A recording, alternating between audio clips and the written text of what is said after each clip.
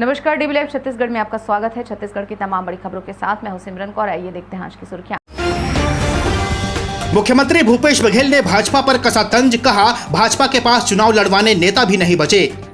अमित शाह व जेपी नड्डा की बैठक में टिकट बंटवारे पर हुआ मंथन, केंद्रीय चुनाव समिति की बैठक के बाद आएगी भाजपा की दूसरी सूची। और नेता प्रतिपक्ष नारायण चंदेल ने कांग्रेस पर साधा निशाना, कहा कांग्रेस की सूची जारी होते ही पार्टी में मचेगा गदर।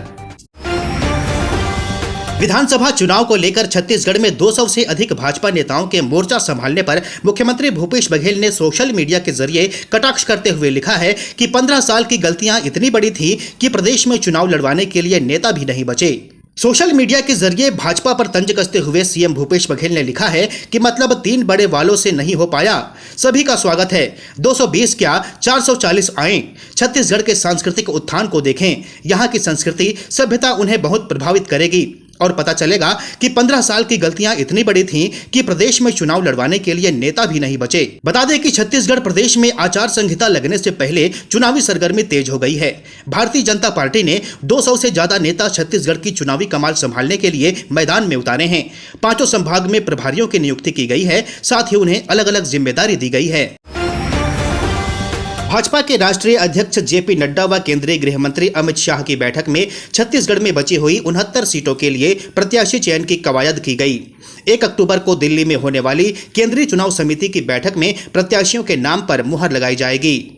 छत्तीसगढ़ की राजधानी रायपुर के कुशाभाऊ ठाकरे परिसर में चली मैराथन बैठक में राष्ट्रीय अध्यक्ष जेपी नड्डा, केंद्रीय गृह मंत्री अमित शाह के अलावा प्रदेश प्रभारी ओम माथुर, सह प्रभारी नितिन नबीन, क्षेत्रीय संगठन महामंत्री अजय जामवाल, प्रदेश संगठन मंत्री पवन साय, प्रदेश अध्यक्ष अरुण साव, पूर्व मुख्यमंत्री रमन सिंह, नेता प्रतिपक्ष नारायण चंदेल मौजूद रहे। केंद्रीय गृह मंत्री अमित शाह ने पिछली बैठक में दिए गए टास्क की समीक्षा की, साथ ही परिवर्तन यात्रा का फीडबैक लिया। बिलासपुर में होने वाले परिवर्तन यात्रा के समापन कार्यक्रम में प्रधानमंत्री नरेंद्र मोदी के दौरे की तैयारियों पर भी चर्चा हुई। बैठक के बाद प्रदेश अध्यक्ष अरुण साव ने मीडिया से चर्चा करते हुए कहा कि राष्ट्रीय नेताओं ने राज्य में चल रहे चुनावी अभियान की समीक्षा की है। पीएम मोदी की होने वाली सभाओं को लेकर बातचीत की गई है। भाजपा दमदारी से चुनाव लड़ेगी। उन्होंने कहा कि जनता राज्य की सरकार से निजात चाहती है, अत्याचारी भ्रष्टाचारी सरकार से छुटकारा चाहती है।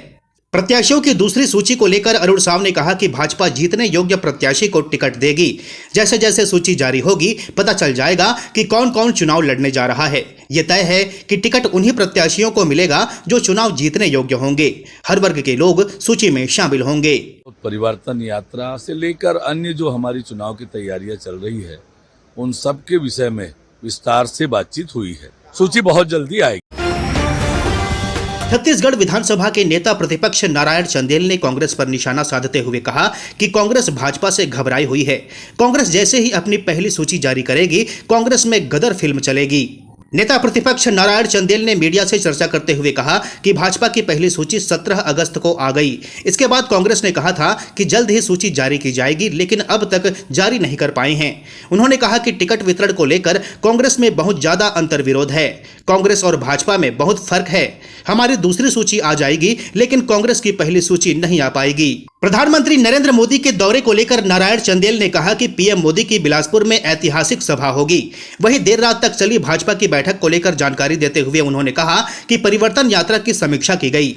यात्रा भाजपा को छत्तीसगढ़ प्रदेश में सरकार बनाने के लिए सहायक साबित होगी। उन्होंने कहा कि 1 अक्टूबर को केंद्रीय चुनाव समिति की बैठक होगी, उसमें ही सब फाइनल होगा।